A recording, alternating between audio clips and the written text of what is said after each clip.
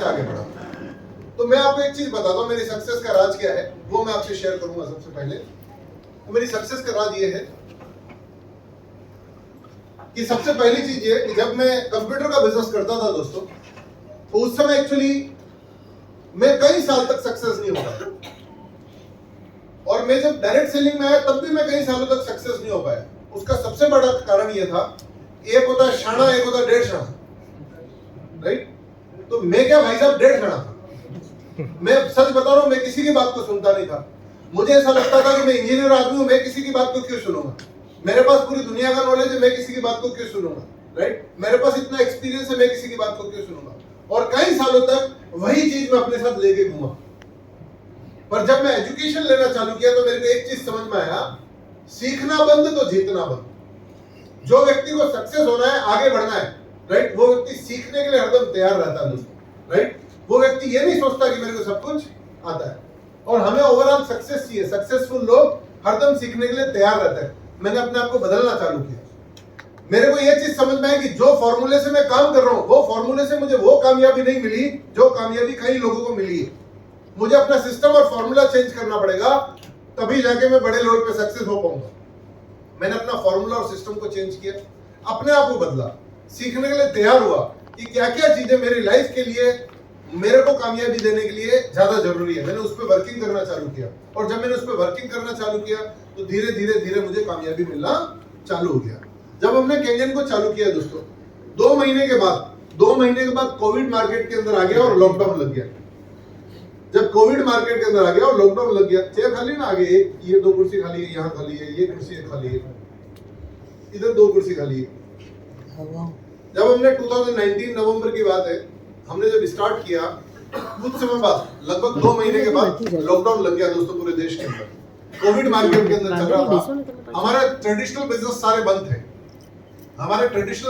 बंद थे, मैंने बोला सभी को, हम ऑनलाइन मीटिंग करके बिजनेस को खड़ा करेंगे, Zoom पे। 4 लोगों से मेरी बातचीत हुई, जैसे उसमें से एक लीडर यहाँ पे मिस्टर जिग्नेश भाई मौजूद है, उनके लिए जोरदार तालियां। आगे क्या अचीवमेंट हमने किया वो मैं आपसे शेयर करूंगा दोस्तों।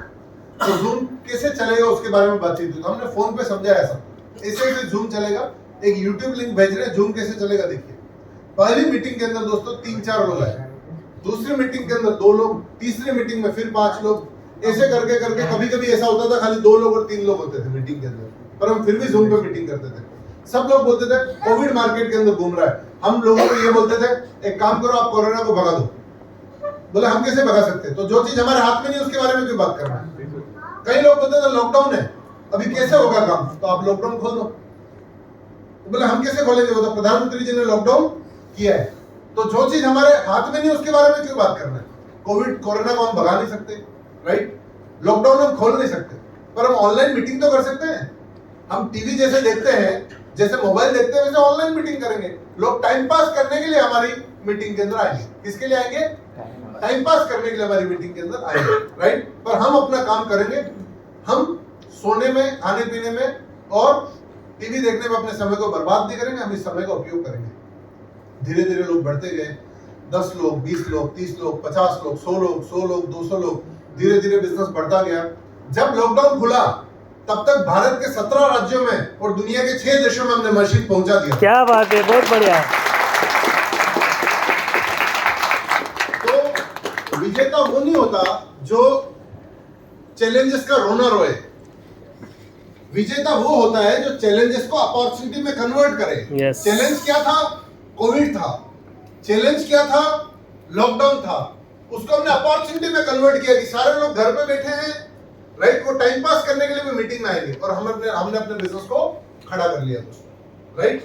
अभी कई सारे लोग क्या है कि चैलेंजेस का हवाला देते हैं हर बार। अभी ठंड बहुत ज्यादा है, कैसे बिजनेस करेंगे, राइट। अभी इधर तो ठंड कम पड़ता है, पर हमारे बहुत से स्टेट में बिजनेस है, वहां पे ठंड बहुत ज्यादा है।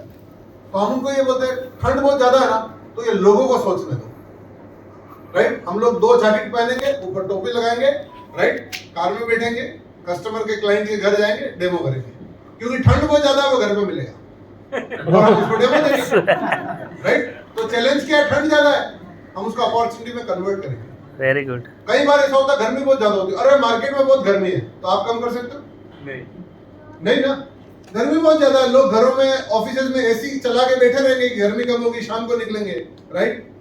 हम लोग उनके वहां जाके डेमो और प्लान देंगे, चैलेंजेस को अपॉर्चुनिटी में कन्वर्ट करेंगे।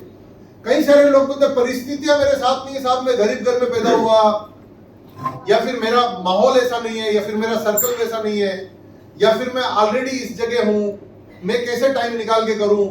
तो वही वाली बात होगी ना सर, चैलेंजेस का अगर हवाला देते रहेंगे तो सक्सेस कैसे मिलेगी दोस्तों? जितने सक्सेसफुल लोग हैं, एक बार उनका लाइफ स्टोरी पढ़िए, किसको चैलेंज नहीं था? क्या धीरूभाई अंबानी को चैलेंज नहीं आया? क्या अब्दुल कलाम जी को चैलेंज नहीं आया? राइट? क्या अपने नारायण मूर्ति जी को चैलेंज नहीं आया? किसको जीवन में चैलेंज नहीं आया? चैलेंज सबको आया, सबने चैलेंज से ओवरकम हुए। पर वही वाली बात है कि आपको कितना बर्निंग डिजायर आगे बढ़ने के लिए, अगर आपका बर्निंग डिजायर है तो जरूर से आप सक्सेस हो सकते हैं दोस्तों, और आगे बढ़ सकते हैं। पैसा बाय डिफॉल्ट आता है। मेरा केंगन करने का मेन मकसद क्या है वो मैं आपको शेयर करता हूं दोस्तों।